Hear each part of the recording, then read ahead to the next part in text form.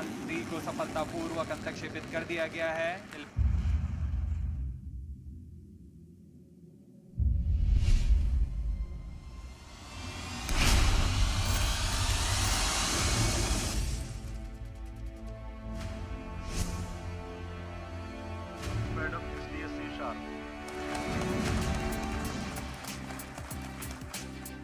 हिंदुस्तान का moon mission अपनी पूरी रफ्तार से तरक्की के रास्ते पर लगातार आगे बढ़ता चला जा रहा है और नए नए रिकॉर्ड कायम कर रहे हैं। लैंडर विक्रम ने प्रज्ञान रोवर का एक और नया वीडियो भेजा है। वीडियो में प्रज्ञान चांद की जमीन पर आगे बढ़ता हुआ दिख रहा है। विक्रम से कुछ मीटर दूर तक चलने के बाद प्रज्ञान टर्न लेता हुआ नजर आ रहा है। इस दौरान प्रज्ञान के दोनों पहियों के निशान साफ साफ देखे जा सकते हैं। ये जो निशान है, इसमें भारत के राष्ट्रीय चिन्ह के साथ इसरो का लोगो भी छपा है। प्रज्ञान जैसे जैसे आगे बढ़ रहा है, उसकी परछाई भी साथ साथ आगे बढ़ रही है। ये पूरा वीडियो 32 सेकंड का है, जिसे लैंडर विक्रम ने अपने कैमरे से फिल्माया है। 3 दिन के अंदर प्रज्ञान के 3 वीडियो सामने आए हैं। इन तीनों वीडियो में प्रज्ञान के लैंडर से बाहर निकलने और उसके चांद की सतह पर चहलकदमी करने तक का पूरा सीक्वेंस है। इसरो के मुताबिक प्रज्ञान लैंडर विक्रम से 26 मीटर दूर तक जा चुका है। अभी तक लैंडर विक्रम से लिया गया वीडियो ही सामने आया है। प्रज्ञान के कैमरे से लिया गया वीडियो सामने आना अभी बाकी है। All of us very happy to know the naming of those 2 sites, the Chandrayaan-2 landing site, which is now going to be called Tiranga, and Chandrayaan-3 landing site, which is now going to be known as the Shiva Shakti Point. And not only that, he has also outlined what is vision for the generation of youngsters in this country to take up science, technology, engineering for making India a technology powerful nation in the future. Lander Vikram अपनी जगह खड़ा है और rover प्रज्ञान चांद पर चहलकदमी कर रहा है। 23 अगस्त को शाम 6:04 पर लैंडर ने जिस जगह कदम रखा था, पीएम नरेंद्र मोदी ने उस जगह का नाम भी रख दिया।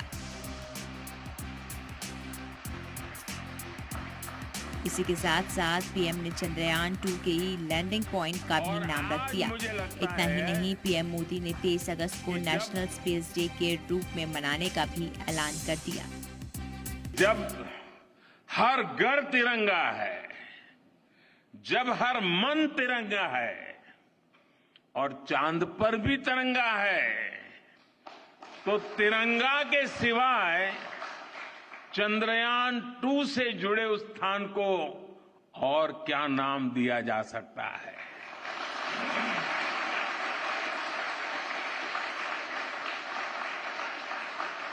इसलिए चंद्रमा के जिस स्थान पर चंद्रयान-2 ने अपने पद चिन्ह छोड़े हैं, वो पॉइंट अब तिरंगा कहलाएगा।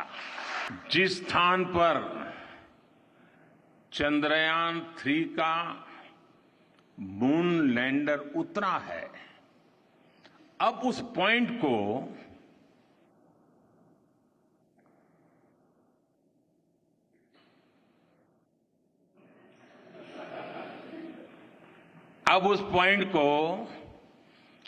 शिव शक्ति के नाम से जाना जाएगा।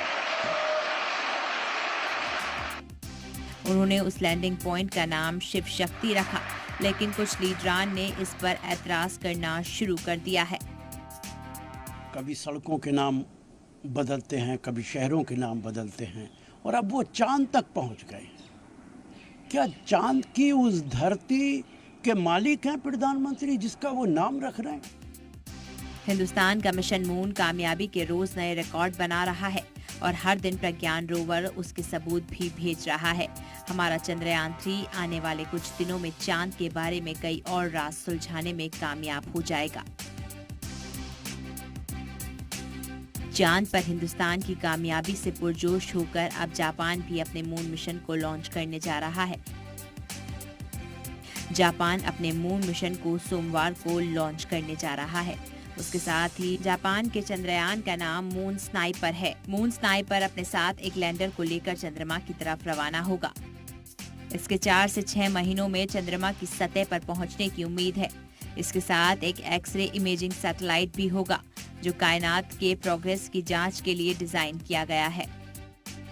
जापान पहले भी चंद्रमा की सतह पर उतरने की कोशिश कर चुका है।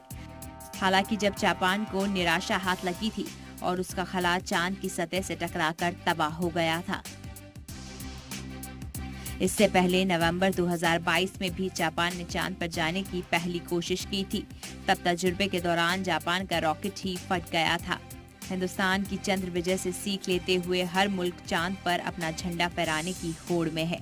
इससे पहले रूस ने भी हिंदुस्तान से पहले इस इलाके में अपना झंडा फहराने की कोशिश की थी, लेकिन उसे अंजाम तक नहीं पहुंचा सका था। लेकिन हमारा तिरंगा आज भी चांद पर शान से लहरा रहा है। ब्यूरो रिपोर्ट, जी मीडिया।